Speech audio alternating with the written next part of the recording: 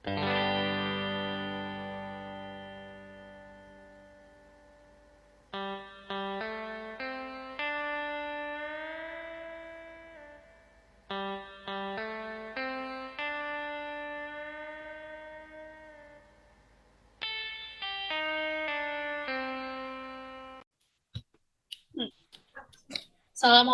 warahmatullahi wabarakatuh. Bismillahirrahmanirrahim. Waalaikumsalam. Di sini kami dari kelompok 3 membahas manfaat darah ular kobra untuk kesehatan yang beranggotakan Nurfiak Tiasari dengan NPM 2152043 dan Fadila Rizkullah NPM 2152091. Langsung materi selanjutnya akan dibacakan kepada Fadila Rizkullah.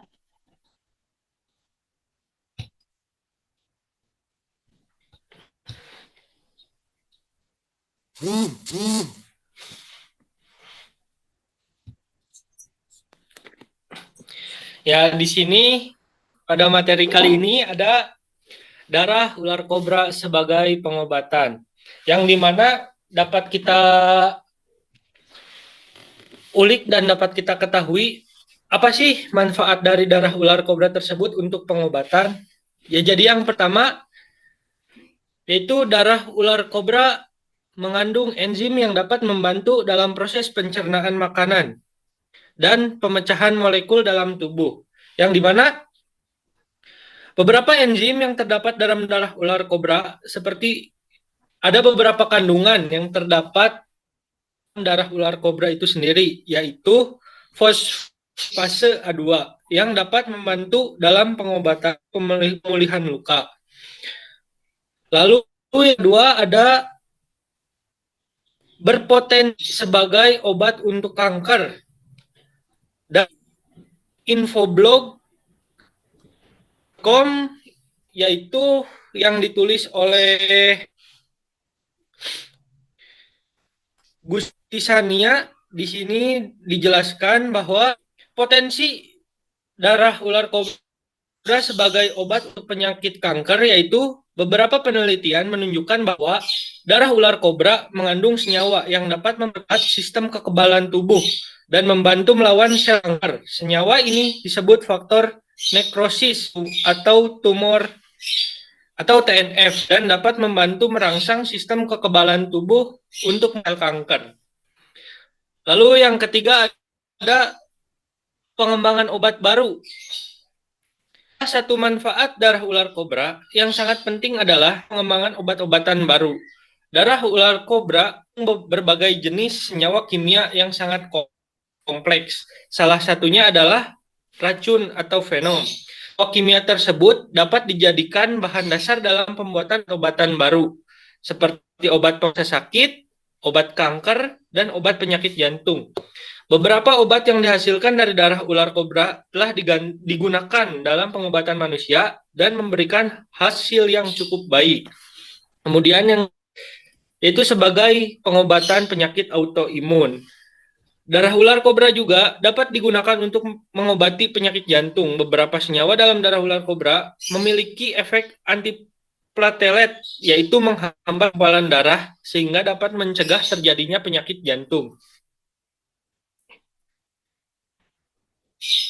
Nah, yang lalu beberapa senyawa dalam darah ular kobra memiliki efek anti-inflamasi, yaitu dapat mengurangi peradangan pada tubuh. Senyawa ini dapat digunakan dalam pengobatan penyakit autoimun seperti lupus, artritis reumatoid, dan psoriasis. Selain kelima, ya jadi pada intinya di sini di blog ini sudah dijelaskan beberapa manfaat dari darah ular kobra sebagai pengobatan. Lanjut.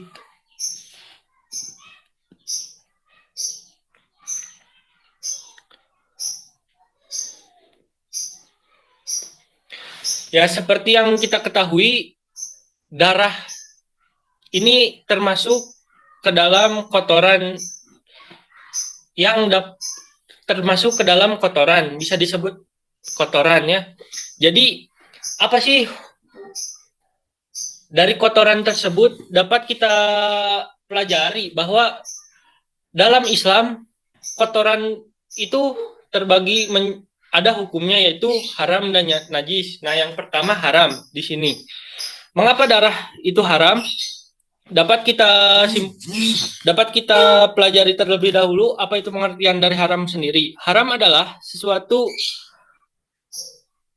yang oleh Allah dilarang dilakukan dengan larangan tegas, di mana orang yang melanggarnya diancam siksa oleh Allah di akhirat.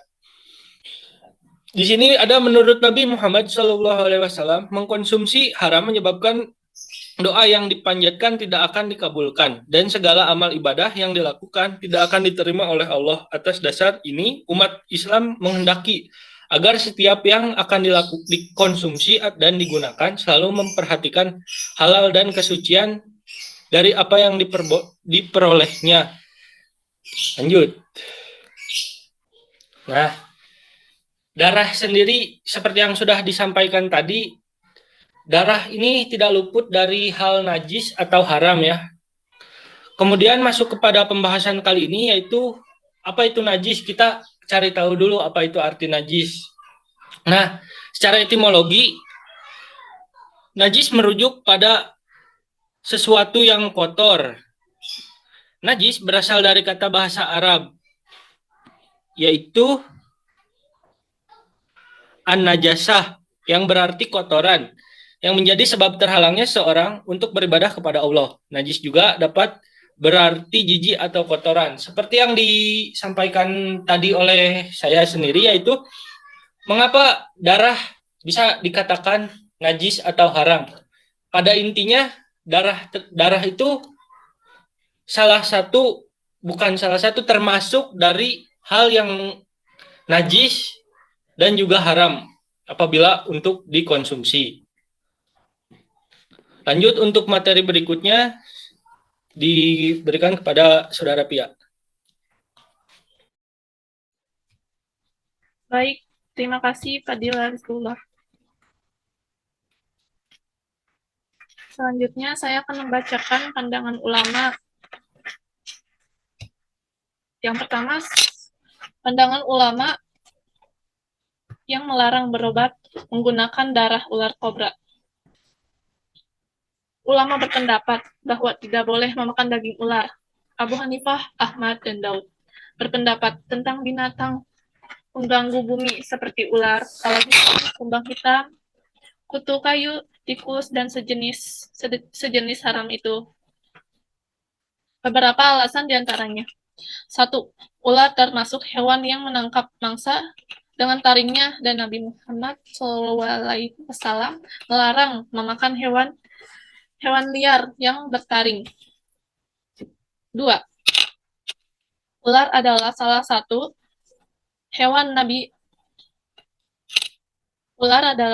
hewan yang Nabi perintahkan untuk kita bunuh.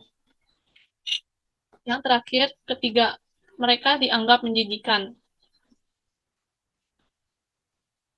Pada hadisnya, Allah telah menurunkan penyakit dan obatnya, dan Dia menciptakan untuk setiap penyakit dan obatnya. Maka obatilah penyakit itu, tetapi jangan mengobatinya dengan sesuatu yang haram.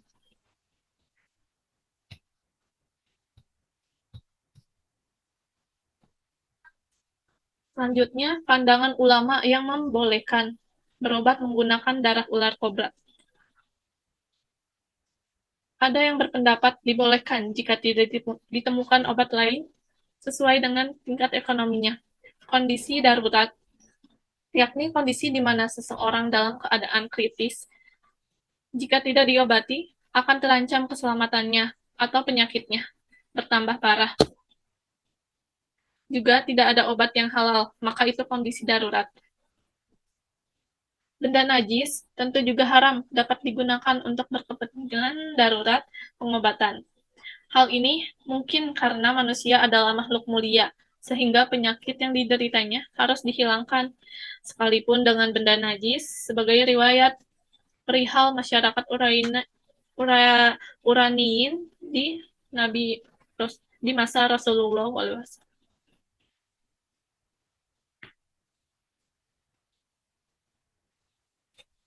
Dan hadisnya di sini, adapun hadisnya orang ini dari perintah Nabi Muhammad SAW terdapat mereka untuk meminum air kencing entah berkaitan dengan kepentingan pengobatan, pengobatan dengan menggunakan benda najis diperbolehkan ketika tidak ada benda suci yang dapat menggantikannya.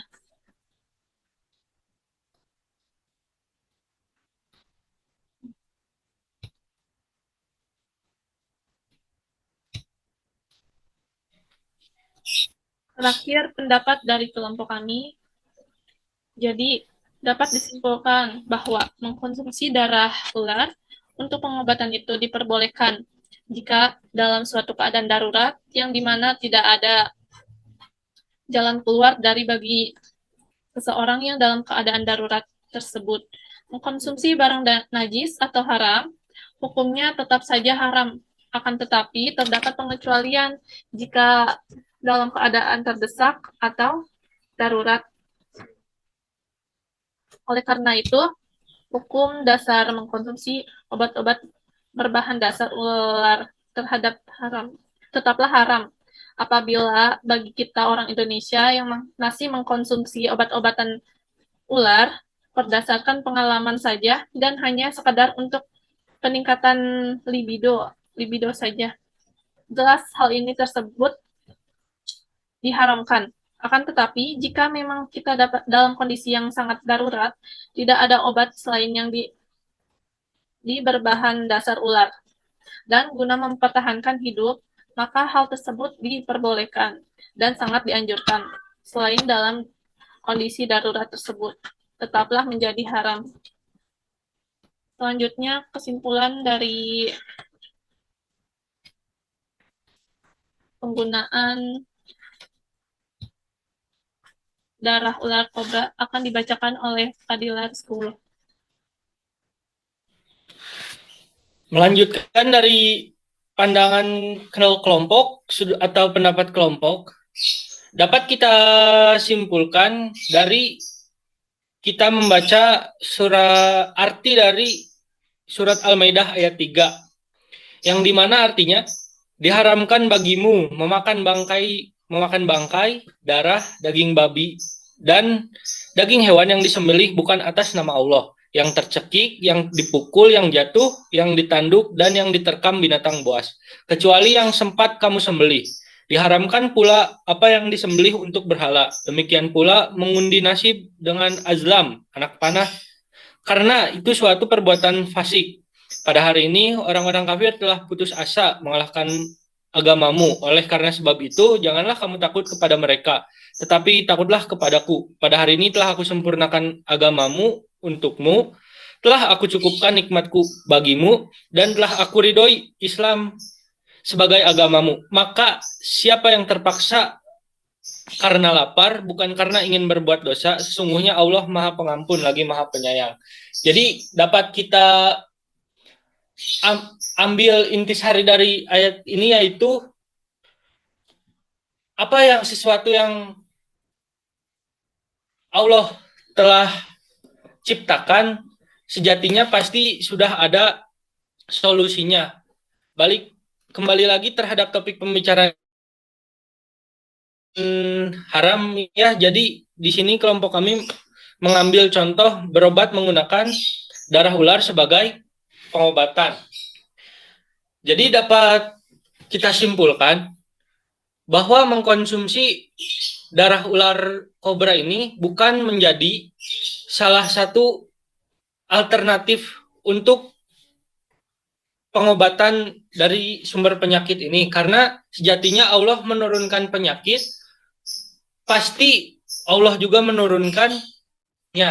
Jadi apabila memang kita dapat mencari obat, carilah terlebih dahulu, dan bila tidak memungkinkan untuk mendapatkan obat tersebut, dapatlah kita mengambil alternatif menggunakan barang yang haram, karena sejatinya tersampaikan juga materi penambahan terhadap materi ini oleh Pak dosen pengampu kita, yaitu Pak Yuda, yang dimana sesuatu yang najis pasti haram dan sesuatu yang haram belum tentu. Jadi mengkonsumsi darah ini sah-sah saja apabila kita tidak bisa menemukan untuk penyakit tersebut. Apabila kita cari kemanapun dan tidak mendapatkan hasil yang maksimal, bolehlah kita menggunakan alternatif ini sebagai pengobatan yang telah disampaikan oleh saudari Pia, yaitu dapat di barang haram ini dikonsumsi karena ada pada kondisi tertentu, kondisi di mana kita sudah dalam keadaan terdesak atau kondisi yang sangat darurat. Mungkin kesimpulan yang dapat saya sampaikan atas materi kali ini hanya cukup seperti itu. Kurang lebihnya dimohon maafkan. Kembali kepada moderator.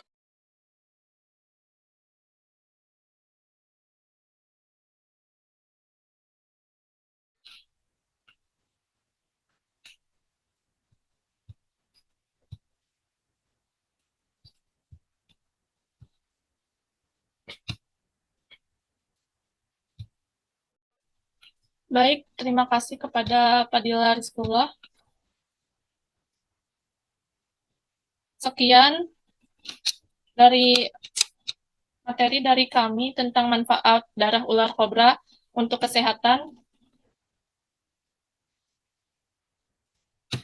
Mohon maaf bila ada kata dan ucapan yang tidak berkenan. Sekian dan terima kasih. Assalamualaikum warahmatullahi wabarakatuh.